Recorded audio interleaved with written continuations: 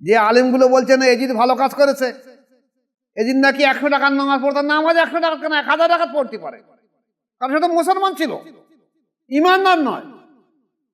মুসলমান ছিল, ইমানদার নয়, তাকে তো নামাজ পড়তে হবে, তাকে তো রোজা করতে হবে, তা তার অন্তরে ইমান প্রবেশ করেছে কিনা দেখতে হবে। আর যে ওলামা সমাজগুলো আজকে আপনারা তাদের এজিদের তাবেদারি করছেন, আমি আপনাদের বলে দিয়েছি দুটো কথা।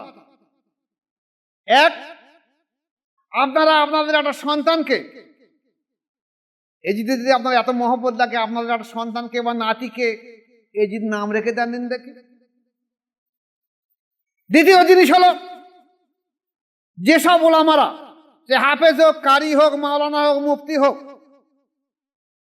যারা এজিদের সুপারিশ করছে, এজিদ ভালো মানুষ বলছে, একজন আলেম হাত তুলে বলুন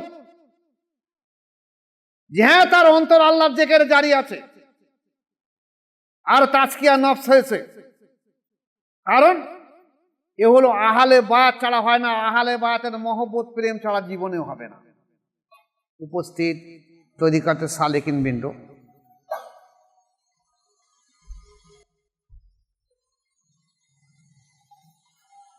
আজকের যেহেতু বৃহস্পতিবার,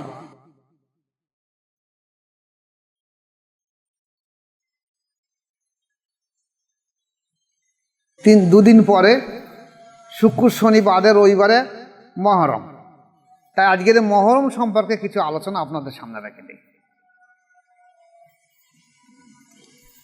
তার পূর্বে বলে দিয়ে দেই, আপনারা প্রত্যেকে কিন্তু সবকে পরিপূর্ণভাবে খেয়াল রাখুন। সবকে পরিপূর্ণ খেয়াল না রাখলে কিন্তু নেসবত পাবেন না, আত্মিক তাওয়াজ্জু ফয়েজ পাবেন না। যেটা আমি গতদিনই বলেছিলাম যে রাসূল পাক সাল্লাল্লাহু আলাইহি ওয়াসাল্লাম কি বলেছে, যে আমি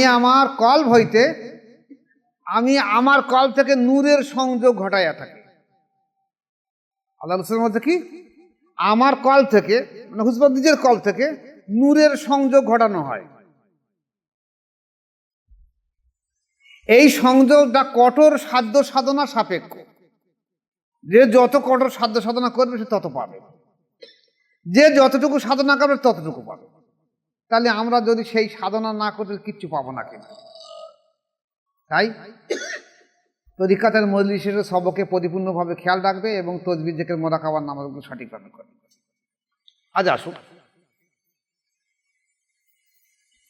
মহরম বা আশুরা আরবি মাস হলো, প্রথম মাস হলো মহরম। যেমন ইংরেজিতে প্রথম মাস হলো জানুয়ারি, বাংলায় প্রথম মাস হলো বৈশাখ। কিন্তু মজার জিনিস যে টোটাল ইংরাজি ভাষাভাষী মানুষ যারা বিশ্বে আছে, তারা কিন্তু প্রথম তারিখই নববর্ষ বলা হয়, বছরের প্রথম তারিখই তারা সারা বিশ্ব জুড়ে একটা আনন্দ উৎসব করে। বাংলা ভাষাভাষী মানুষরা আবার পয়লা বৈশাখে আনন্দ উৎসব করে। কিন্তু আজ এমন একটা আফসোস হয়ে গেছে যে আমরা মুসলমান, আমরা এই মহরম মাসের চাঁদ কবে উঠে আমরা কেউ বলতে পারবো না, ইংরাজিটা বলতে পারবো।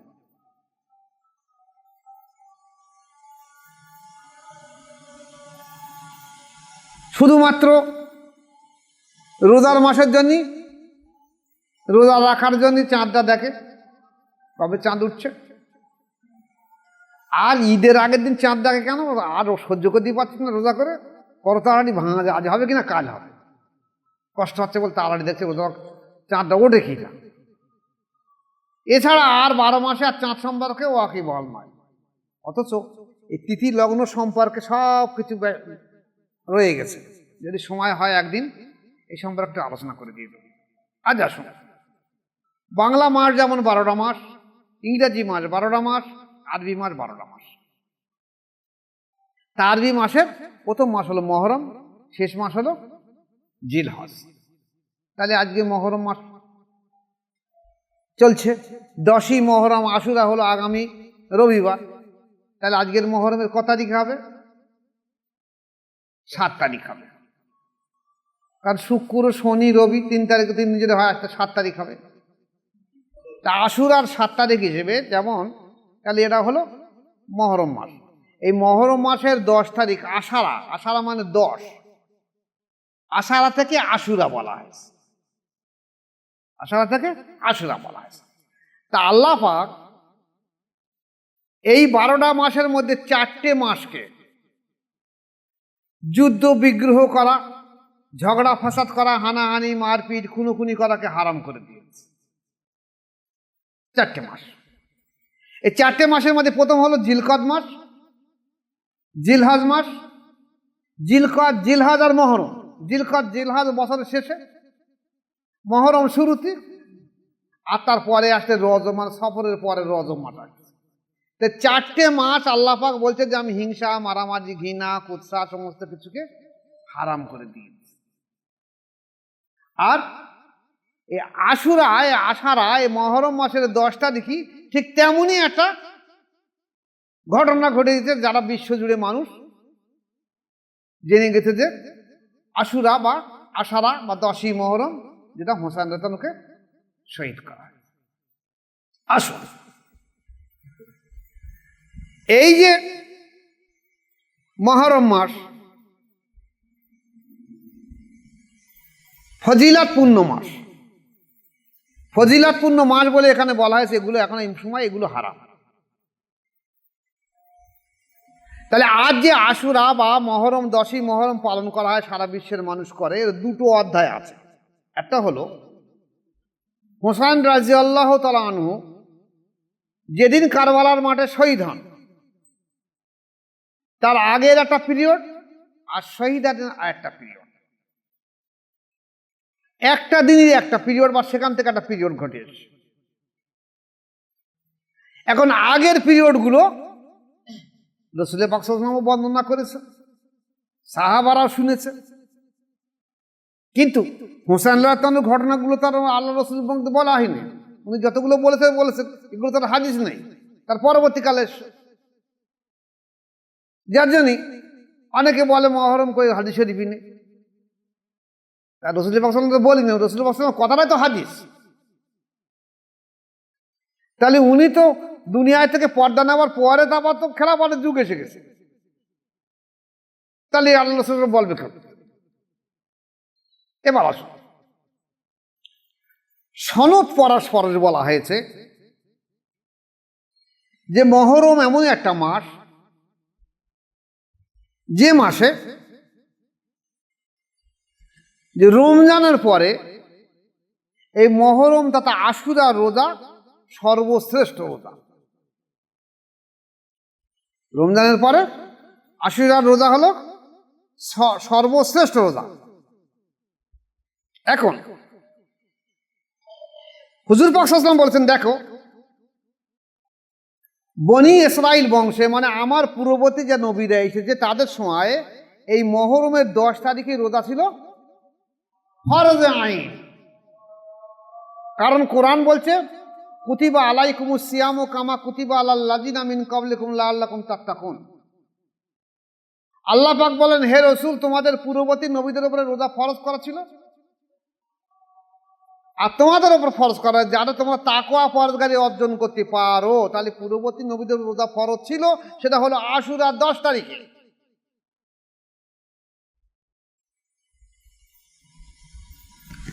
মা আয়েশা সিদ্দিকার তরফ থেকে বর্ণিত যে জাহেলিয়াতের যুগে কুরাইশরা এই আশুরার 10 তারিখে রোজা রাখত, মহরমের 10 তারিখে রোজা রাখত। এমনকি রাসূল পাক সাল্লাল্লাহু আলাইহি ওয়াসাল্লাম মক্কা থেকে মদিনায় হিজরতের আগে যতদিন উনি মক্কা শহরে ছিলেন, তখন উনিও ওই যুগের ধারা বা প্রথা অনুযায়ী তখনও রমজানের রোজা ফরজ আসেনি। তাই দেখা গেছে উনিও কি করতেন, ওই 10ই মহরম রোজা রাখতেন। এছাড়া বলা হয়েছে যে মদিনা আগমনের পর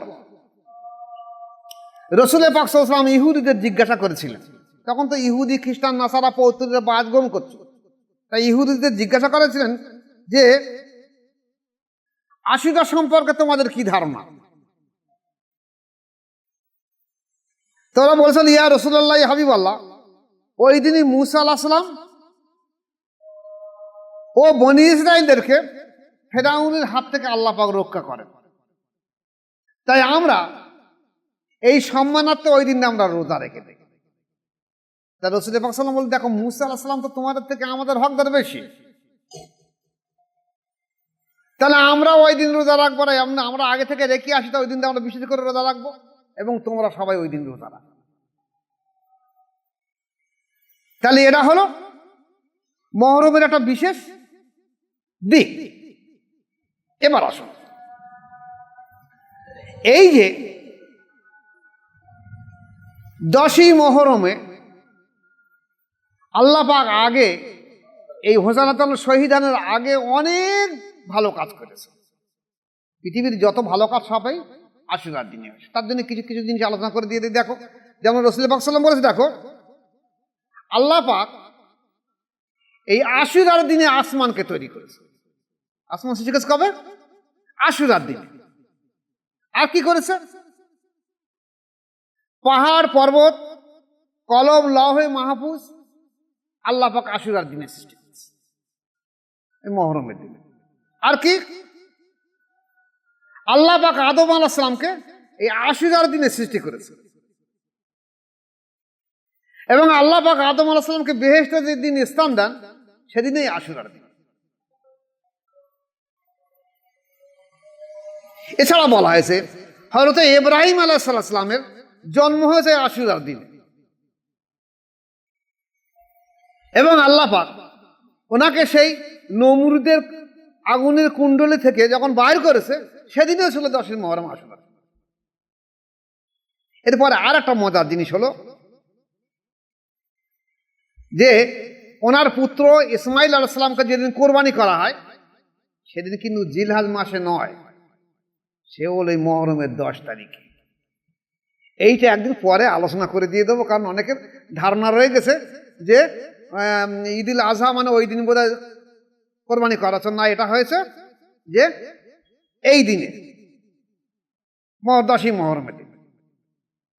এছাড়া বলা হয়েছে হুজুর পাক সাল্লাল্লাহু আলাইহি ওয়াসাল্লাম হাদিস এসেছে যে ফিরআউনকে আল্লাহ পাক যে নীল নদে ডুবিয়ে মেরেছিল সেটা এই 10ই মুহররমের দিন। আইয়ুব আলাইহিস সালাম নবী, আল্লাহ পাক ওনাকে যে রোগ থেকে মুক্ত করেছিলেন সে ওই আশুরার দিন। আদম আলাইহিস সালামকে যখন জান্নাত থেকে দুনিয়ায় পাঠিয়ে দেওয়া হয় 300 বছর মতান্তর কম বেশি উনি আল্লাহ পাকের কাছে কাঁদা করেছেন, তওবা পাঠ করেছেন। যেদিনে আল্লাহ পাক এই তওবাটাকে কবুল করে সেদিন ওই আশুরার দিন। হযরত ঈসা আলাইহিস সালাম বিনা বাপে পয়দা, তো ঈসা আলাইহিস সালাম যেদিন দুনিয়ায় আসে সেদিন ওই আশুরার দিন 10ই মুহররম। আবার বলা হয়েছে এই পৃথিবী যেদিন ধ্বংস হবে, সেদিন হলো 10ই মুহররম। আল্লাহ পাক দাউদ আলাইহিস সালামকে ক্ষমা করে দেন এই আশুরার দিনে। সুলাইমান আলাইহিস সালামকে আল্লাহ পাক রাজত্ব দেন এই 10ই মুহররম। এছাড়া আরো মজার জিনিস হলো যে আসমান থেকে আল্লাহ পাক প্রথম বৃষ্টি জমিনের বুকে অবতীর্ণ করে এই 10ই মুহররমের দিন। আর আল্লাহ পাকের রহমত সর্বপ্রথম পৃথিবীর বুকে আসে 10ই মুহররম। তাহলে এই 10ই মুহররম আরো বিস্তারিত আলোচনা হাদিস শরীফে এসেছে, করতে গেলে অনেক বড় হয়ে যাবে, আমি সেদিকে চাচ্ছি না। তাহলে যত ভালো কাজ সব আশুরার দিনে ঘটেছে। তাহলে সেই জন্য আশুরাকে ইহুদি খ্রিস্টান নাসারা তারা সব আশুরা পালন করত। এবার আসুন, আশুরার যদি রোজা রাখা হয় বা ভালো কাজ করলে তার ফজিলতটা কি হবে, এই ঘটনাগুলো কিন্তু সব হাদিস দিয়ে এসেছে। যেহেতু এটা হুসেন রাদিয়াল্লাহু শাহাদাতের আগের ঘটনা, আর শাহাদাত থেকে তার পরের ঘটনাটা পরের পিরিয়ড আসছে। রাসূল পাক সাল্লাল্লাহু আলাইহি ওয়াসাল্লাম বলেছে, দেখো যে আশুরার দিনে যদি কোনো ব্যক্তি একটা রোজা রাখে তাহলে এই একটা রোজার পরিবর্তে আমি আল্লাহ পাক তাকে 30টা রোজার সওয়াব তার আমল নামায় দান। এরপরে বলেছেন যদি মহরম মাসে কোনো ব্যক্তি যদি 10টা রোজা রাখে, আমি কিন্তু আজ থেকে পূর্বে মহরম মাসের 10টা রোজা রাখতো, এখন শরীরে পেরে উঠছে না বলে করতে পারছি না। তার রসুল বলতে দেখো মহরমে যে 10টা রোজা কেউ রাখে, 10টা রোজার পরিবর্তে আল্লাহ পাক কি করবে, 10,000 ফেরেশতা সারা জীবন ধরে যে ইবাদত করে তার যা সওয়াব হবে 10,000 ফেরেশতার, এই 10,000 ফেরেশতার সওয়াব এই 10টা রোজার পরিবর্তে তার আমল নামায় দিয়ে দেওয়া। এছাড়া আশুরার যদি একটা রোজা রাখে, তাহলে এই ব্যক্তিকে 10,000 শহীদের যে পূর্ণ সওয়াব হবে, সেই 10,000 শহীদের পরিবার হুকুমি সওয়াব এই ব্যক্তির আমল নামায় দিয়ে দেওয়া, এবং 10,000 হাজি এবং 10,000 উমরাকারীর সওয়াব এই ব্যক্তির আমল নামায় দিয়ে দেওয়া। এরপরে বলা হয়েছে এই দিন যদি কোনো এতিম ব্যক্তিকে তার গায়ে মাথায় হাত বুলিয়ে দেয়, তা রাসূল সাল্লাল্লাহু বলতে দেখো এই এতিমের মাথায় যতটা চুল আছে ওই চুলের পরিমাণ সওয়াব নেকি তার আমল নামায় দিয়ে দেওয়া।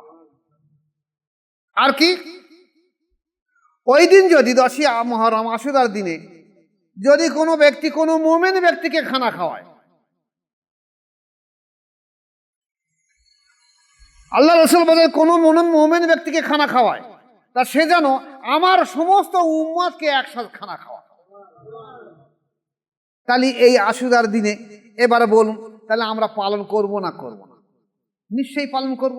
আমরা কি করব, আমরাও চেষ্টা করব আশুরার দিনে যদি আমরা একটা মেহমান পারি খানা খাওয়াবো। এখন আমি আগের বর্ণনায় বলেছি যে যেহেতু আমরা রবিবারে এখানে অনুষ্ঠান ডেকেছি আশুরার দিনে, তাই যেসব মুরিদরা আমার এখানে আসবে, এখানে যখন আমরা মেহমানদারি করেছি তাহলে ওদিন তারা রোজা না রেখে তারা শুক্রবার আর শনিবার রোজা রাখবে, আর 3টে করবে তারা শুক্র শনি আর সোমবারটা করবে। আর যেসব মা বোনেরা এখানে আসবে না, কারণ আমাদের এখানে কোনো মহিলাদের জায়গা নেই, আমাদের আলোচনার মজলিসে মেয়েদের কোনো স্থান নেই, আসার হুকুমও নেই। আর যেসব দূরবর্তী আমার মুরিদরা যারা আসবে না তারা রোজা রাখবে 2 থেকে 3টে, হয় শনি রবি সোম করবে 3টে করতে পারলে, না শনি রবি করবে, যদি আরো বেশি করে তাহলে শুক্র শনি রবি করবে। আর যদি পারা যায় তাহলে কোনো ব্যক্তিকে কিছু খানা খাওয়াবে বা কিছু খিচুড়ি করে বিলি করে। এটা হলো মহরমের হুসাইন রাদিয়াল্লাহু শাহাদাতের আগের পিরিয়ড। পরের পিরিয়ডে আসুন, শাহাদাত থেকে শাহাদাতের পরের পিরিয়ডে হালকা করে কিছু আলোচনা করে দিয়ে দেই আপনাদেরকে, ভালো করে খেয়াল রাখুন।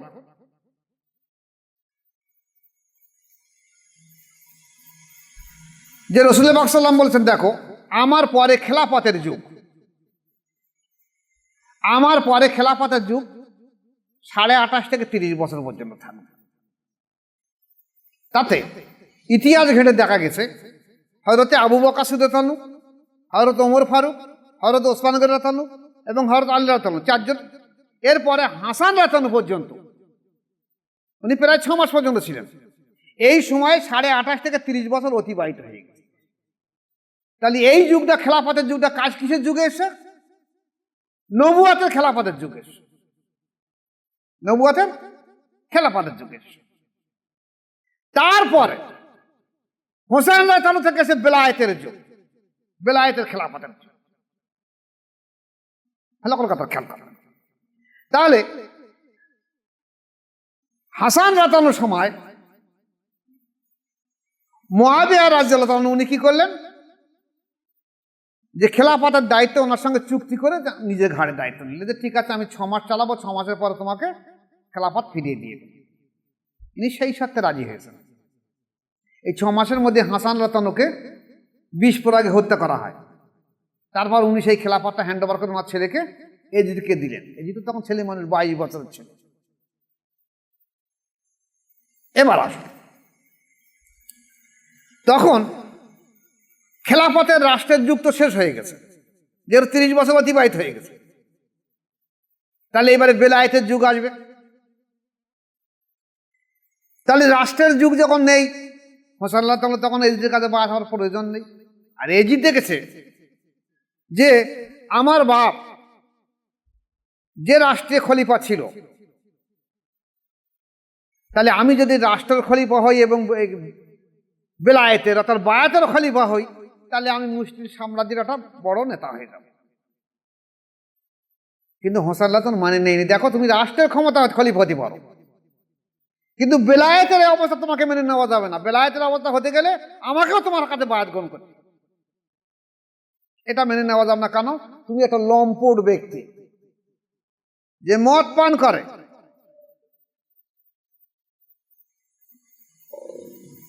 যে নারীরে ফুর্তি করে, বেশ্যাবৃত্তি করে,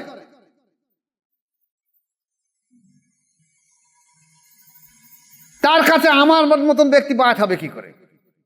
ফলে সেই সময় যারা সাহাবা ছিল বা তাবিন ছিল, তারা মেনে নেয়নি। এই মেনে নেয়নি, সেই হিসেবে দেখা যাচ্ছে কুফার মানুষ চিঠি দিল হোসাল্লাদের কাছে, আপনি কুফায় আসুন, আমরা আপনার কাছে বায়াত হব। তো উনি ওনার একটা ভাই মুসলিম রাতানুকে পাঠালেন সেখানে, যে তুমি যাও, কুফায় যাও, আমার আনুকূলে বায়াত করো। উনি সেখানে কুফায় গেলেন এবং 20 থেকে 40,000 লোক ওনার কাছে বায়াত হলো হোসেন রাতানু আনুকূল্যে। এবং উনি চিঠি লিখলেন যে আপনি কুফায় আসুন, কুফার মানুষ আপনাকে মেনে নেবে। এই কুফায় যাবার সময় এজিদ দেখলো যে যদি উনি কুফায় আসে আর কুফার মানুষ মেনে নেয় এবং এই 20 থেকে 40,000 মানুষ যদি ওনার পিছনে দাঁড়ায়, তাহলে আমার রাজত্ব আর থাকবে না। তাই যেন তেন প্রকারে হোসেন রাতানুকে আমার কাছে সালেন্ডার করতে হবে, বায়াত করাতে হবে যেভাবে হোক। তাহলে দেখা যাচ্ছে ওরাও আমার কাছে বায়াত করে। দ্বন্দ্বটা এই জায়গাটা আসলো, বায়াত নিয়ে দ্বন্দ্ব, অন্য কোনো জিনিস নিয়ে দ্বন্দ্ব না। ফলশ্রুতি হলো কি? কারবালার লড়াই হলো, শাহাদাতে কারবালা। নবীর বংশ কারবালায় সব শহীদ হয়ে গেল। কিন্তু মজার জিনিস হলো, এই যে বেলায়েতের নিসবত, বেলায়েতের যুগ মুছে যাবে বলে হযরত হোসেন রাদিয়াল্লাহু আনহু করলেন কি? লড়াইয়ের ময়দানে যাওয়ার আগে ওনার ছেলে যা অসুস্থ ছিল, হযরত জয়নুল আবেদিন রাদিয়াল্লাহু তাআলা আনহু, তাকে ডেকে তুলে তাকে বায়াত করিয়ে তার বুকে বুকে মিলে তাকে তাওয়াজ্জু, ইত্তেহাদি তাওয়াজ্জু, ফয়েজ দিকে তাকে পূর্ণতা প্রাপ্ত করে দিয়ে বলে গেলেন, বাবা জয়নুল রাদিয়াল্লাহু আনহু, কারবালা আমি লড়াইতে গেলে শাহাদাত হয়ে শহীদ হয়ে যাব। আমার নানার দিন আবার তোমার মাধ্যম দিয়ে সারা বিশ্বে আবার জারি থাকবে, এটাই হুকুম। তাই বলে এজিদের কাছে বস্তুতা স্বীকার করো না। তাই ঘটল, শাহাদাত হলো। এখন মজার জিনিস হলো, বাকি পিরিয়ডগুলো পরের দিনে আলোচনা রাখবো। মজার জিনিস হলো, আমাদের দেশে বহু আলিম ওলামারা দেখবেন আপনারা এই কথা বলছে, এজিদ ভালো মানুষ ছিল, এজিদ নামাজ পড়তো, রোজা করতো, ভালো মানুষ ছিল, এজিদ বহু লড়াইয়ের ময়দানে হাজির হয়েছে, এজিদ রাষ্ট্রের বেশ কিছু কিছু রাষ্ট্র দখল করেছে, এজিদ ভালো মানুষ ছিল। এখন আসুন, যুক্তিটা দিয়ে আমি আপনাদেরকে বুঝিয়ে দিয়ে দেই। আমাদের মুখ্যমন্ত্রী তিনি আমাদের দেশের অনেক ভালো কাজ করেছে, কোনো সন্দেহ নেই, বহু ভালো কাজ করেছে। এমনকি ইফতারের মজলিসে দেখা যাচ্ছে উনি ভালো করে শাড়ি মাথায় ঢেকে দিয়ে ইফতারের মজলিসে দোয়াও করেছে।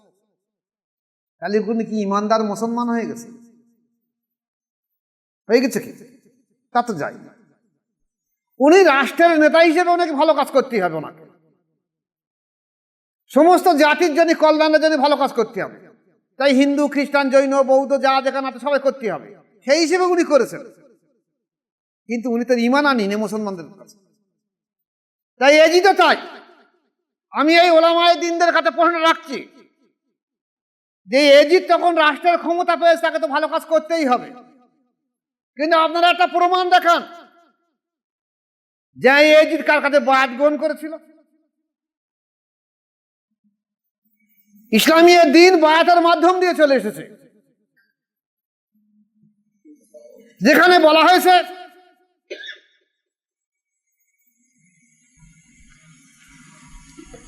হযরত জুবাইর ইবনে বুখার রাহমাতুল্লাহ আলাইহি বলেন, সুলাইমান দাওরাদি আমাদের নিকট বর্ণনা করেছেন, তিনি জাফর ইবনে মুহাম্মদ থেকে, জাফর ইবনে মুহাম্মদ তার পিতার সূত্রে বর্ণনা করেন যে রাসূল পাক সাল্লাল্লাহু আলাইহি ওয়াসাল্লাম হযরত হাসান রাতানুকে, হযরত হুসাইন রাতানুকে, হযরত আব্দুল্লাহ ইবনে আব্বাস রাতানুকে এবং আব্দুল্লাহ ইবনে জাফর রাতানুকে শিশু অবস্থায় বায়াত করিয়ে দিয়েছে। দলিল আল বেদায়ার নেহা 8ম খণ্ডের 226 পৃষ্ঠা। তো এজিদ বায়াত হয়েছে, একটা দলিল দেখানো হোক।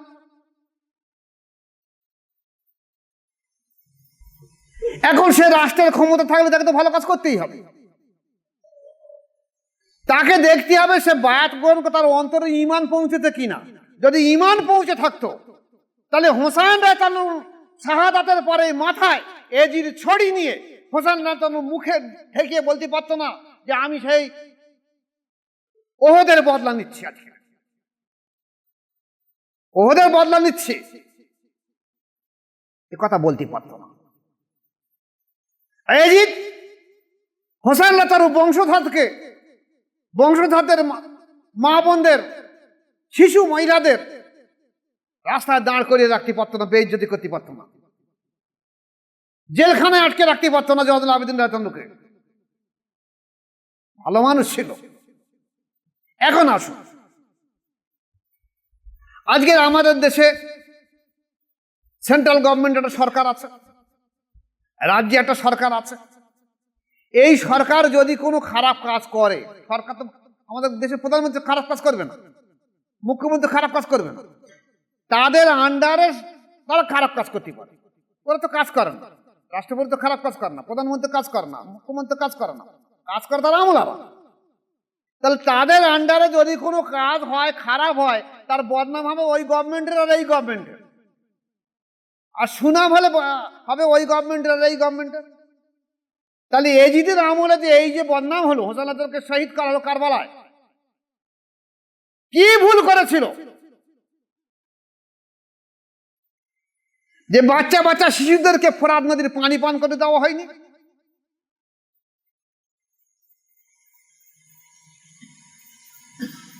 যদি এজিদ শাসক ভালো হয়ে থাকে তাহলে আমি সেই আলেম ওলামাদের বলে দিয়ে দিচ্ছি, আপনারা একটা প্রমাণ দেখান যে হ্যাঁ এজিদ হোসেন রাদিয়াল্লাহুকে কারবালায় যারা শহীদ করেছিল, বা সেই হোসেন রাদিয়াল্লাহু বংশধরদের মা বোনদের তাঁবুতে যে আগুন ধরিয়ে দেওয়া হয়েছিল, ঘোড়া ছুটে দেওয়া হয়েছিল, তাদেরকে শাস্তি দিয়েছিল চরম দেখিয়ে দেওয়া হোক, তা তো করিনি। তাতেও তারা আশা মিটেনি, তাই তো মদিনা আক্রমণ করলো, মক্কা আক্রমণ করলো। এখন এর পরেও যদি কোনো আমরা বলেন না হাদিস শরীফে এজিদের কথা নেই, আচ্ছা এজিদের কথা থাকবে কি করে? রাসূল পাক সাল্লাল্লাহু আলাইহি ওয়াসাল্লাম তো এজিদ ছিল না। এখন অনেক ওলামা বলছে না, ইসলামী শাসন ব্যবস্থায় অনেক ভালো কাজ করেছে এজিদ, তাকে তো করতেই হবে ভালো কাজ, কিন্তু খারাপ কাজগুলোর দায়িত্ব নেবে কে?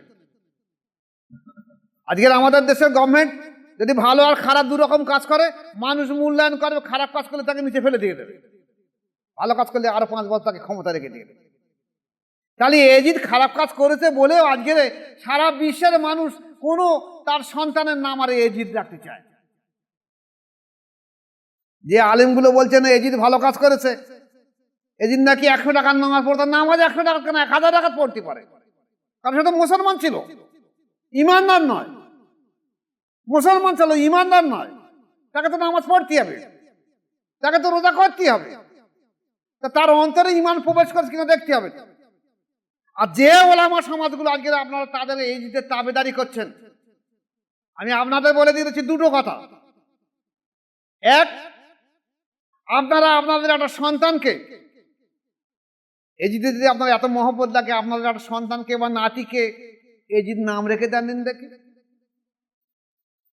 দ্বিতীয় জিনিস হলো, যেসব ওলামারা, যে হাফেজ হোক, কারি হোক, মাওলানা হোক, মুফতি হোক, যারা এজিদের সুপারিশ করছে, এজিদ ভালো মানুষ বলছে, একজন আলেম হাত তুলে বলুন যে হ্যাঁ তার অন্তর আল্লাহর জিকিরে জারি আছে আর তাজকিয়া নফস হয়েছে। কারণ এ হলো আহলে বায়াত ছাড়া হয় না, আহলে বায়াতের মহব্বত প্রেম ছাড়া জীবনেও হবে না। আমার মনে হয় এই যারা এই এজিদ প্রেমী, এদের একটারও অন্তর আল্লাহর জিকিরে জারি নেই, অনুভূতি নেই, একটারও কলেমা ওদের অন্তকরণে পৌঁছে যায়নি। যদি জেনে থাকতো তাহলে তারা এজিদের তাবেদারি করতো না। যেখানে আমাদের জন্য, আমাদের দিনকে টিকিয়ে রাখার জন্য, রাসূল পাক সাল্লাল্লাহু আলাইহি ওয়াসাল্লামকে দিনকে টিকিয়ে রাখার জন্য ইমাম বংশ সমস্ত কারবালার প্রান্তরে শহীদ হয়ে গেছে, জীবন দিয়ে দিয়েছে। 2 রাকাত নামাজ পড়বে কারবালা, সেই সুযোগ দিচ্ছে না। বাচ্চাকে নিয়ে ফোরাতে গিয়ে তো পানি পান করাবে, পানি দিচ্ছে না। কাসেম রাদিয়াল্লাহু তাআলা বিয়ে হলো, হাতে মুদি লাগানো হয়েছে, সেই মুদি ওঠার আগে শহীদ হয়ে গেল। মুদি লাগিয়ে লড়াইয়ের ময়দানে হাজির হয়েছে, সেই লড়াইয়ের ময়দান থেকে লাশ হয়ে ফিরে এসে হাতে তখন মুদি লাগানো রয়েছে। ও এজিদ, ও এজিদের মহব্বতের ব্যক্তিগুলো, আপনারা একটা চিন্তা ভাবনা করেন না? যারা একবার নিজের জীবনের দিকে তাকায় নে, লোভ লালসা মায়া মমতার দিকে কিছুর দিকে তাকায় নে, এরা চেয়েছে কি কারণ নবীর দিনকে জিন্দা রেখে দেবো, আহলে বায়াতকে জিন্দা রেখে দেবো, হককে প্রতিষ্ঠা করে রেখে দেবো। আর তোমরা এজিদের গোলামিগিরি করছো। এজিদের উপরে লানত লানত লানত, কোনো সন্দেহ নেই, কোনো সন্দেহ নেই এজিদের উপরে। যদি কেউ এই কথা বলে, এজিদকে ভালো মনে করতে ও এজিদ, এই জমানার এজিদ বংশধর, এই জমানার সে ওই এজিদ আমরা দেখিনি বটে, তাই এই এজিদের বংশধর এই দেখতে পাচ্ছে এই জমানায় রয়ে গেছে, এই কথা মনে করবেন। তাহলে দেখা যাবে, তাহলে আমরা কি করব? আশুরার দুটো যে অবস্থা এসেছে, তাহলে আমরা একদিক দিয়ে অন্তরে মহব্বত রাখবো, নবীর মহব্বত বংশধরদের রেশ রাখবো। আরে আগে, আজ থেকে কিছুদিন পূর্বে আমার দেশে মানুষ কিন্তু মহরমের আশুরার দিনে কি করতো? ওরা মাঠে নাঙল চষত না, কোদালও কোপাতো না, বলতো না আজ কাজ কাম করবে। এখন এই ওহাবি মতাদর্শ ফাতনা এসে ওরা বলছে ওরা সেরে খাবে আর বেদাত হবে, এই সেরে খাবে আর বেদাত হবে করতে করতে করতে করতে এমন কাজ করে ফেলেছে যে নবীর মহব্বত প্রেম তুলে দিচ্ছে। আসলে ওদের অন্তরই নেই। অন্তর থাকলে কথা বলতে, অন্তর থাকলে নবীর প্রেম মহব্বত আসবে, এটা অন্তরের দরকার। যে কারণে তো আল্লাহ রাসূল বলেছে যে আমি আমার কলব হইতে নূরের সংযোগ ঘটাই থাকি। আহলে বায়াত যারা আছে তাদের ভেতরে নূরের সংযোগ ঘটানো থাকে। যে যতটা পরিমাণ কঠোর সাধ্য সাধনা করবে ততটা পরিমাণ পাবে, আর এই সাধ্য সাধনা সাপেক্ষ। আর এরা অধিকাংশ বায়াতকে অস্বীকার করেছে যে বায়াতের প্রয়োজন নেই, আর বায়াতের জন্যই কারবালা শহীদ করা বলা কথা। আর আমরা সেই আহলে বায়াতকে জিন্দা করার জন্য আজ আমরা কেন উপস্থিত হয়েছি? আল্লাহ পাকে লাখ শুকরিয়া। আমরাও চেষ্টা করব যে হোসেন রাদিয়াল্লাহু যদি তার বংশধরদের কারবালায় শহীদ সমস্ত কিছু বিলিয়ে দিতে পারে ইসলামের জন্য, দিনের জন্য, আমরা ওই আহলে বায়াতের জন্য আমরাও চেষ্টা করবো আমাদের সব দিন বিলীন করে দিতে, তাও দিয়ে দেবো, তবু আহলে বায়াতকে আমরা জিন্দা রাখি। রাজি আছেন সবাই? তাহলে আমরা চেষ্টা করব যে আশুরার যে দুটো অবস্থা, একটা এই অবস্থা, একটা এই অবস্থা, দুটোই পালন করব। আশুরার পালনের অবস্থা কেমন একটা গল্প, একটা ছোট্ট গল্প বলে বুঝতে পারবেন। যে জনাবে রাসূল পাক সাল্লাল্লাহু আলাইহি ওয়াসাল্লাম একজন সাহাবার বাড়ি গিয়েছে, গিয়ে দেখলো একটা পাখি আছে, পোষা পাখি। রাসূল পাক সাল্লাল্লাহু আলাইহি ওয়াসাল্লাম, দেখো এই পাখিরা এরা কিন্তু আশুরার দিনে রোজা রেখে দেয়, পাখিরা আশুরার দিনে রোজা রেখে দেয়। বনের হরিণরা রোজা রাখে কেন? তখন এই হোসানাতের পিরিয়ড আসিনি, তার আগে আর হোসেন তো পিরিয়ডের পরে সারা বিশ্ব কেঁদেছিল। গ্রহ নক্ষত্র চন্দ্র সূর্য থেকে আরম্ভ সারা পৃথিবী, আগুন পানি মাটি বাতাস সমস্ত মখলুকাত সমস্ত সৃষ্টিগুলো কেঁদেছিল যে আল্লাহ এ কি অবস্থা, যে তোমার দিনের জন্য একটু পানি পেল না, পানির কি অভাব হয়েছে পরাত্মনীতি, বাচ্চা পাতা সন্তানগুলো কি অন্যায় করেছে, সারা বিশ্ব কেঁদেছিল। আর এরা অষ্টআটি হেঁটেছিল কারা? এজিদের দলেরা। তাই আল্লাহ পাকে লাখো শুকরিয়া যে আমরা চেষ্টা করবো ওই দিনই আশুরা পালন করার জন্য। একদিক থেকে যেমন এই দিকে আমরা দুটো অবস্থায় পালন করব, আমরা চেষ্টা করব আশুরাকে ভালোভাবে পালন করা এবং সারা বিশ্বকে আবার নতুন করে আশুরাকে পালন করার মতন বলা এবং চিন্তা ভাবনা রাখার চেষ্টা করব। কারণ আশুরা বর্তমানে প্রায় উঠে গেছে।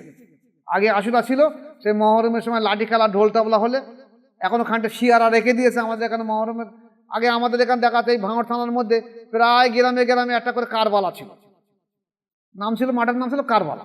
সেখানে লাঠি খেলা হতো, তাজিয়া বার করা হতো এই মহরমের সময়। সেটা উঠে গেছে এখন, ঠিক আছে উঠে যায় যাক, কিন্তু মহরমের আরগুলো তো পালন করতে হবে। এখন সে মহরমের পালন খানটা শিয়ারা করে। আমি বলছি না আপনারা শিয়াদের মতন করুন, কিন্তু আপনারা সুন্নি জামাতের মতন পালন করুন, রোজা রাখুন, নফল নামাজ পড়ুন। হোসেন লান্দর শহীদ হয়েছে দুপুরের দিকে, সেই সময় যদি পারেন কিছু নফল নামাজ পড়ুন, দোয়া খায়ের করুন, দেখবেন আপনার ইমানই জজবা বেড়ে উঠবে, ইমানে জজবা বেড়বে, অন্য কিছু না। আর আপনার দেখা দেখি সারা বিশ্ব জুড়ে আবার আহলে বায়াতের হক জেন্দা হবে। এবং এর সবাইকে বলে দেবেন শুধুমাত্র মহরম পালন করলে হবে না, আপনি প্রতিজ্ঞা করুন যে আশুরার দিনে আমরা তো বায়াত গ্রহণ করবো, এমনি মহরম পালন করে কোনো লাভ হবে না। চারটে তরিকা আছে, কাদেরিয়া, চিশতিয়া, নকশবন্দি, মোজারদিয়া, চারটে যে কোনো তরিকার হক তরিকা, হক মাসায়, যেখানে রেসালাত আছে, বেলায়েত আছে, কামালাত আছে, খেলাফত আছে, নেজবাত আছে, এইরূপ জায়গায় বায়াত গ্রহণ করে অন্তত চেষ্টা করুন এই মহরমকে পালন করার জন্য। নতুবা এই মহরম পালন করে কোনো লাভ হবে না। আল্লাহ আমাদের উপরে আমল করা তৌফিক দেখ। আমা আলাইনা ইল্লাল বালাগ। আসসালামু আলাইকুম ওয়া রাহমাতুল্লাহি ওয়া বারাকাতুহু।